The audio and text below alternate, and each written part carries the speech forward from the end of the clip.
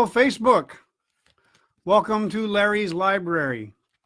After yesterday reading Sleeping Little Cinder Snowy Locks and Jack and the Three Pigs Meet Rumpelstiltskin, today I will start reading Treasure Island by Robert Louis Stevenson. Now, this is a book that is in the public domain. I have a copy online from Gutenberg.org, but I also have a hard copy book right in front of me. I have never read this book before. I have read abridged versions of it, but I've never actually read the full unabridged version. So this is going to be a cold reading. So if I get voices messed up or get some things messed up or have to reread a sentence or two, please bear with me, but I hope you enjoy it. I plan on reading one, maybe two chapters tonight. And if all goes well, I'll just continue this at about 7 p.m. every night until I get through the book, unless I start getting a lot of complaints saying, please don't put us through that. Treasure Island by Robert Louis Stevenson. Chapter 1, The Old Buccaneer. The old sea dog at the Admiral Benbow. Squire Trelawney, Dr. Livesey, and the rest of these gentlemen, having asked me to write down the whole particulars about Treasure Island from the beginning to the end, keeping nothing back but the bearings of the island, and that only because there is still treasure not yet lifted. I take up my pen and the year of grace 17-something, and go back to the time when my father kept the Admiral Benbow Inn, and the brown old seaman with the saber cut first took up his lodging under our roof. I remember him as if it were yesterday, as he came plodding to the inn door, his sea chest following behind him in a hand barrow, a tall, strong, heavy, nut-brown man, his tarry pigtail falling over the shoulders of his soiled blue coat, his hands ragged and scarred with black, broken nails, and the saber cut across one cheek, a dirty, livid white. I remember him looking round the cove and whistling to himself as he did so, and then breaking out in that old sea song that he sang so often afterwards. 15 men on the dead man's chest, yo-ho-ho, and a bottle of rum. In the high, old, tottering voice that seemed to have been tuned and broken at the capstan bars. Then he rapped on the door with a bit of stick like a handspike that he carried, and when my father appeared, called roughly for a glass of rum. This, when it was brought to him, he drank slowly, like a connoisseur, lingering on the taste, and still looking about him at the cliffs and up at our signboard. "This is a handy cove," says he, at length, "and a pleasant situated grog shop. Much company, mate." My father told him no, very little company. The more was the pity. "Well then," said he, "this is the berth for me. Here, you matey," he cried to the man who trundled the barrow. "Bring up alongside and help up my chest. I'll stay here a bit," he continued. "I'm a plain man. Rum and bacon and eggs is what I want. And that head up there for to watch ships off of. What you might call me? What you might call me? You might call me Captain. Oh, I see what you're at. There." And he threw down 3 or 4 gold pieces on the threshold. "You can tell me when I've worked through that," says he, looking as fierce as a commander. And indeed, bad as his clothes were, and as coarsely as he spoke, he had none of the appearance of a man who sailed before the mast, but seemed like a mate or skipper, accustomed to be obeyed or to strike. The man who came with the barrow told us the mail had set him down the morning before at the Royal George, that he had inquired what inns there were along the coast, and hearing ours well spoken of, I suppose, and described as lonely, had chosen it from the others for his place of residence. And that was all we could learn of our guest. He was a very silent man by custom. All day he hung round the cove or upon the cliffs with a brass telescope. All evening he sat in a corner of the parlor next to the fire and drank rum and water very strong. Mostly he would not speak when spoken to, only look up sudden and fierce, and blow through his nose like a foghorn. And we and the people who came about our house soon learned to let him be. Every day when he came back from his stroll, he would ask if any seafaring men had gone by along the road. At first, we thought it was the want of company of his own kind that made him ask this question. But at last, we began to see he was desirous to avoid them. When a seaman put up at the Admiral Benbow, as now and then some did, making by the coast road for Bristol, he would look in at him through the curtained door before he entered the parlor, and he was always sure to be as silent as a mouse when any such was present. For me, at least, there was no secret about the matter, for I was, in a way, a sharer in his alarms. He had taken me aside one day, and promised me a silver fourpenny on the first of every month if I would only keep my weather eye open for a seafaring man with one leg, and let him know the moment he appeared. Often enough, when the first of the month came around and I applied to him for my wage, he would only blow through his nose at me and stare me down. But before the week was out, he was sure to think better of it, bring me my fourpenny piece, and repeat his orders to look out for the seafaring man with one leg. How that personage haunted my dreams, I need scarcely tell you. On stormy nights, when the wind shook the four corners of the house and the surf roared along the cove and up the hills, up the cliffs, I would see him in 1,000 forms and with 1,000 diabolical expressions.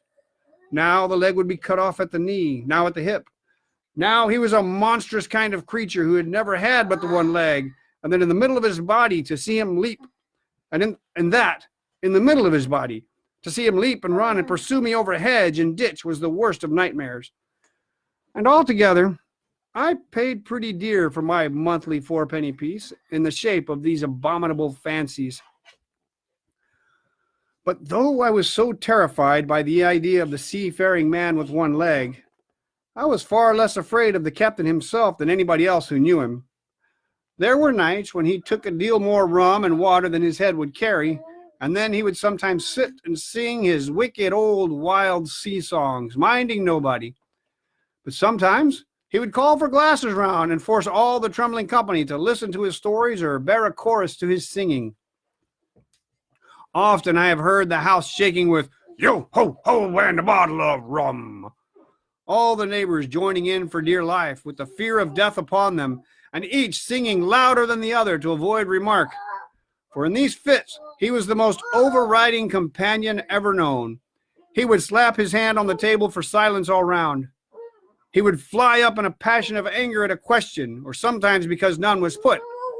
And so he judged the company was not following his story, nor would he allow anyone to leave the inn till he had drunk himself sleepy and reeled off to bed.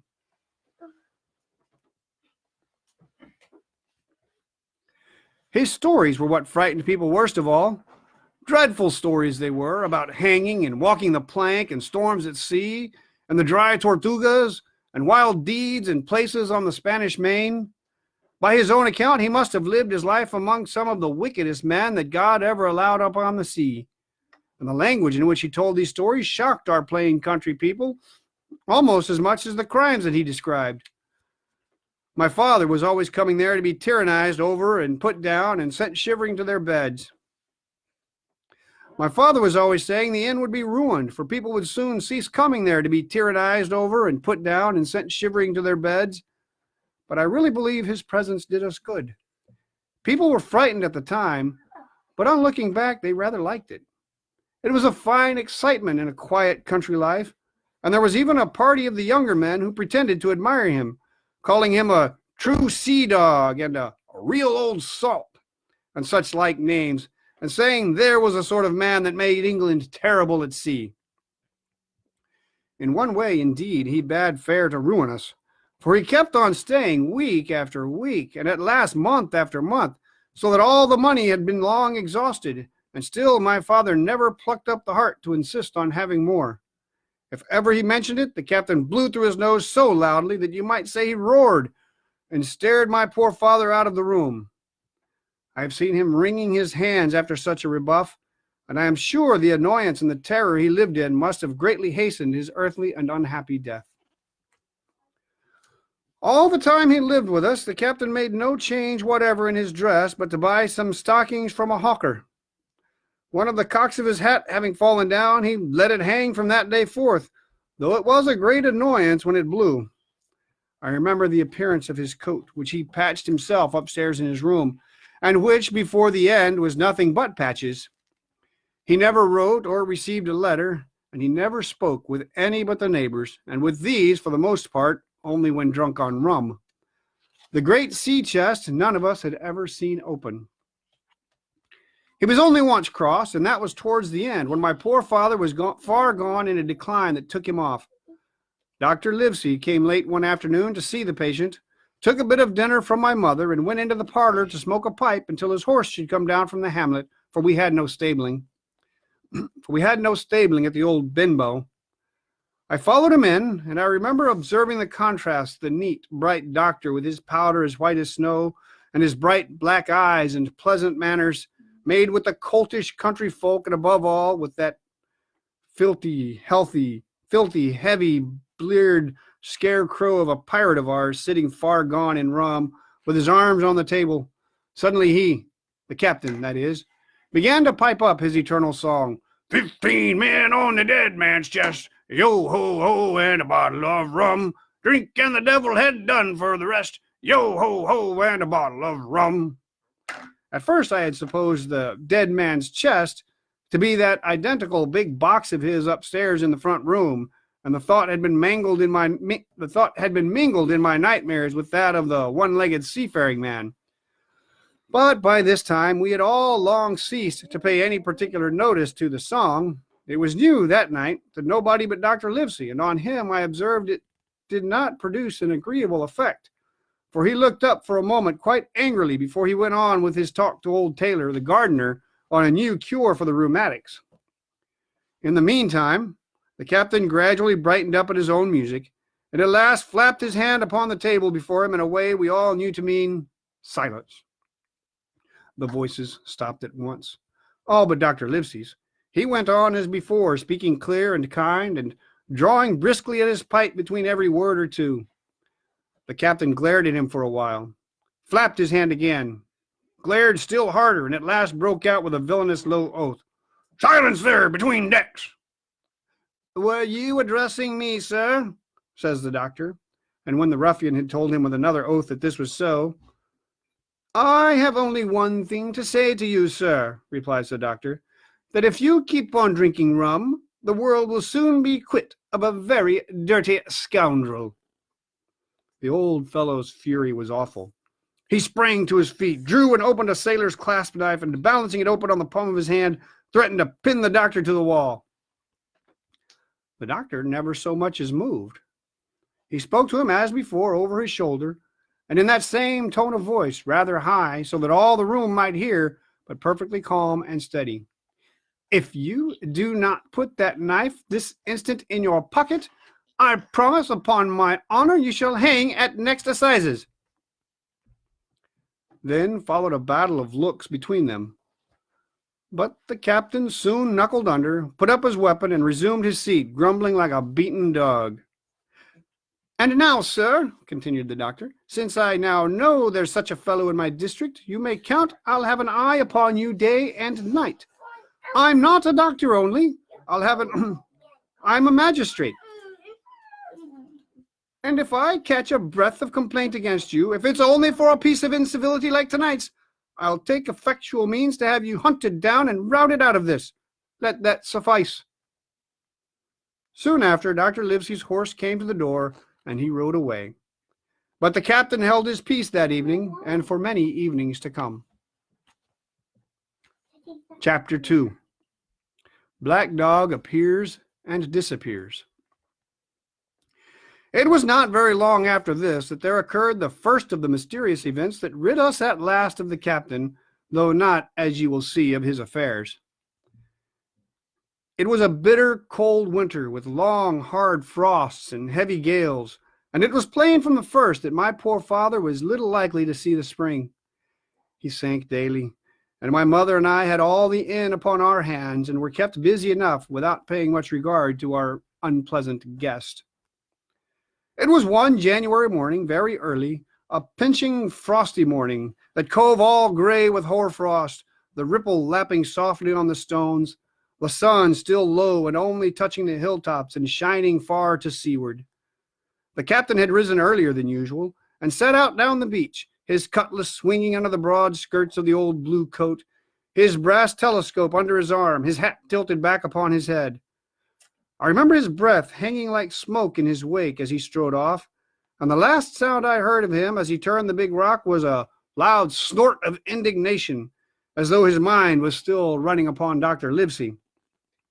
Well, Mother was upstairs with Father, and I was laying the breakfast table against the captain's return when the parlor door opened, and a man stepped in on whom I had never set my eyes before.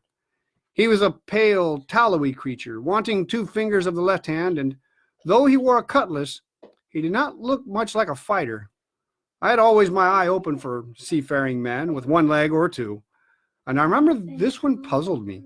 He was not sailorly, and yet he had a smack of the sea about him too. I asked him what was for his service, and he said he would take rum, but as I was going out of the room to fetch it, he sat down upon a table and mentioned me to draw near. I paused where I was with my napkin in my hand. "Come here, Sonny," says he. "Come nearer here." I took a step nearer. "Is this your table for my mate Bill?" he asked with a kind of leer. I told him that I did not know his mate Bill, and this was for a person who stayed in our house whom we called the captain. "Well," said he, "my mate Bill would be called the captain as like as not. He has a cut on 1 cheek and a mighty pleasant way with him, particularly in drink, has my mate Bill. We'll put it for argument like that your captain has a cut on 1 cheek, and we'll put it, if you like, that cheek's the right one." "Ah, well, I told you. Now, is my mate Bill in this here house?" I told him he was out walking. "Which way, Sonny? Which way has he gone?" And when I had pointed out the rock and told him how the captain was likely to return and how soon, and answered a few other questions, "Ah," said he, "this'll be good as drink to my mate Bill." The expression of his face as he said these words was not at all pleasant, and I had my own reasons for thinking that the stranger was mistaken, even supposing he meant what he said. But it was no affair of mine, I thought, and besides, it was difficult to know what to do. The stranger kept hanging about just outside the inn door, peering round the corner like a cat waiting for a mouse. You done? Thank you. Once I stepped out myself into the road, but he immediately called me back, and as I did not obey quick enough for his fancy, a most horrible change came over his tallowy face, and he ordered me in with an oath that made me jump. As soon as I was back again, he returned to his former manner, half fawning, half sneering, patted me on the shoulder, told me I was a good boy, and he had taken quite a fancy to me. "I have a son of my own," said he, as like you as 2 blocks, and he's all the pride of my heart. But the great thing for boys is discipline, Sonny, discipline. Now, if you'd sailed along of Bill, you wouldn't have stood there to be spoke to twice. Not you. That was never Bill's way, nor the way of such as sailed with him. And here, sure enough, is my mate Bill with a spyglass under his arm. Bless his old heart, to be sure. You and me'll just go back into the parlor, Sonny, and get behind the door, and we'll give Bill a little surprise. Bless his heart, I say again." So saying, the stranger backed along with me to the parlor, put me behind him in the corner, so that we were both hidden by the open door. I was very uneasy and alarmed, as you may fancy, and it rather added to my fears to observe that the stranger was certainly frightened himself. He cleared the hilt of his cutlass and loosened the blade in the sheath, and all the time we were waiting there, he kept swallowing, as if he felt what we used to call a lump in the throat. At last, in strode the captain, slammed the door behind him, without looking to the right or left, and marched straight across the room to where his breakfast awaited him. "Bill," said the stranger in a voice that I thought he had tried to make bold and big. The captain spun round on his heel and fronted us. All the brown had gone out of his face, and even his nose was blue. He had the look of a man who sees a ghost, or the evil one, or something worse, if anything can be, and upon my word, I felt sorry to see him all in a moment turn so old and sick. "Come, Bill, you know me. You know an old shipmate, Bill." "Surely," said the stranger. The captain made a sort of gasp. "Black dog," said he. "And who else?" returned the other, getting more at his ease. "Black dog as ever was, come for to see his old shipmate Billy at the Admiral Benbow Inn. Ha, Bill, we have seen a sight of times, us two, since I lost them 2 talons," holding up his mutilated hand. Now look here, said the captain. You've run me down. Here I am. Well then, speak up. What is it? That's you, Bill, returned Black Dog. You're in the right of it, Billy. I'll have a glass of rum from this dear child here, as I've took such a liking to it, and we'll sit down, if you please, and talk square like old shipmates. When I returned with the rum, they were already seated on either side of the captain's breakfast table. Black Dog next to the door and sitting sideways, so as to have one eye on his old shipmate and one, as I thought, on his retreat. He bade me go and leave the door wide open. None of your keyholes for me, Sonny, he said, and I left them together and retired into the bar. For a long time, though, I certainly did my best to listen. I could hear nothing but a low gabbling. But at last the voices began to grow higher, and I could pick up a word or two, mostly oaths from the captain. No, and an end of it, he cried once, and again. If it comes to swinging, swing all, say I. Then all of a sudden there was a tremendous explosion of oaths and other noises. The chair and table went over in a lump, a clash of steel followed, and then a cry of pain, and the next instant I saw Black Dog in full flight and the captain hotly pursuing, both with drawn cutlasses, and the former streaming blood from the left shoulder. Just at the door, the captain aimed at the fugitive one last tremendous cut, which would certainly have split him to the chin had it not been intercepted by our big signboard of Admiral Benbow. You may see the notch on the lower side of the frame to this day. That blow was the last of the battle. Once out upon the road, Black Dog, in spite of his wound, showed a wonderful clean pair of heels and disappeared over the edge of the hill in half a minute. The captain, for his part, stood staring at the signboard like a bewildered man. Then he passed his hand over his eyes several times and at last turned back into the house. Jim, says he, rum. And as he spoke, he reeled a little and caught himself with one hand against the wall. Are you hurt? Cried I. Rum, he repeated. I must get away from here. Rum, rum! I ran to fetch it, but I was quite unsteadied by all that had fallen out, and I broke one glass and fouled the tap, and while I was still getting in my own way, I heard a loud fall in the parlor, and running in, beheld the captain lying full length upon the floor. At the same instant, my mother, alarmed by the cries and fighting, came running downstairs to help me. Between us, we raised his head. He was breathing very loud and hard, but his eyes were closed and his face a horrible color.